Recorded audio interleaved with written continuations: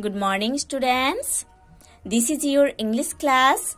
Today in this class, we are going to start chapter 16 in your English grammar book. So students, let's open page number 88 in your English grammar book. Now see on the top of the page. There is chapter 16. The topic is here sentence, phrase and clause. So in chapter 16, we are going to study about sentence, phrase and clause. Okay. So students, let's start. A sentence is a group of words that has at least one subject and one predicate and makes complete sense.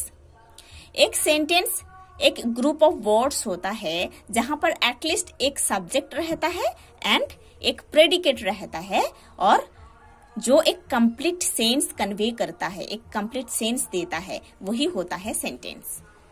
Again I am telling, sentence एक group of words होता है जहां पर at least one subject रहता है and one predicate रहता है और वो एक कंप्लीट सेंस कन्वे करता है, कंप्लीट सेंस देता है, वही होता है सेंटेंस. ठीक है. सेंटेंस का जो दो पार्ट्स है, सब्जेक्ट एंड प्रेडिकेट, उसके बारे में बोला गया है. The subject is that part of the sentence which names the person or thing we are speaking about. Subject sentence का वही पार्ट है जो पार्ट उसी पर्सन और थिंग का नाम बताते हैं जिसके बारे में हम बोलते हैं. ठीक है. Again I am telling, subject sentence का वही पार्ट होता है जो पार्ट उसी पर्सन और थिंग का नाम बताते हैं जिसके बारे में हम बोलते हैं, वही होता है subject. Next, the predicate is that part of the sentence which tells predicates something about the subject. The part of a sentence leaving out the subject is the predicate. Okay.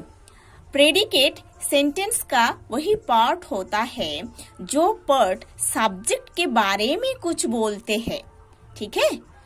Predicate sentence का वही part होता है जो part subject के बारे में कुछ information देते हैं, कुछ बोलते हैं. और यू कैन से कि सब्जेक्ट के बाद जो पार्ट पड़ा हुआ रहता है उसको भी हम प्रेडिकेट बोल सकते हैं, है ना. देखो, the examples are given here, subject and predicate.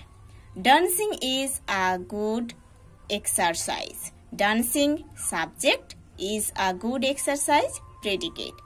This movie is very interesting. This movie, subject, is very interesting, predicate. Slow and steady, subject, wins the race, predicate. Our brave soldiers defeated the enemy. Our brave soldiers, subject, defeated the enemy, predicate. Okay.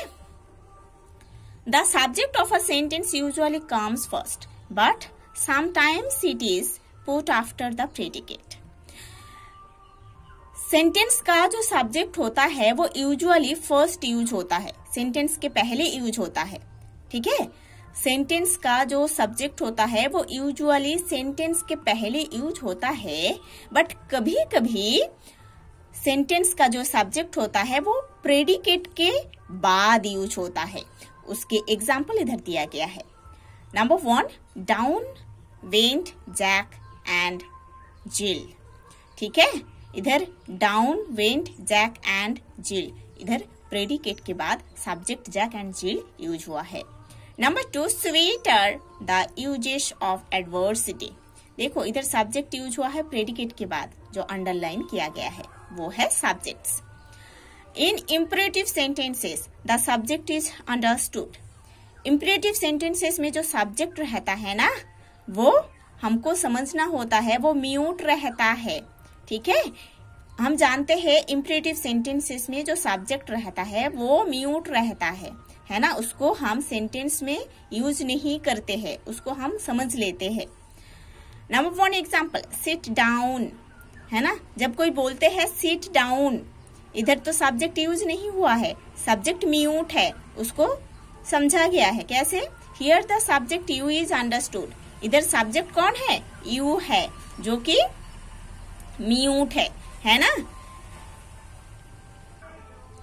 इधर बस बोला गया है seat down, इधर नहीं बोला गया है यू सीट डाउन, है ना।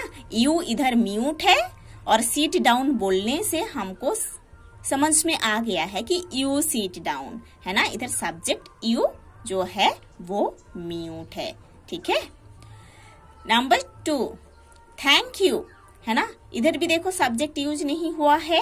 Here the subject I is understood, मतलब ये जो सब्जेक्ट है आई, इधर आई थैंक यू, है ना। इधर सब्जेक्ट आई म्यूट है, वो अंडरस्टूड किया गया है, ठीक है।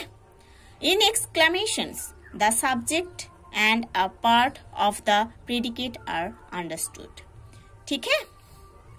एक्सक्लेमेशंस में क्या होता है, जो सब्जेक्ट होता है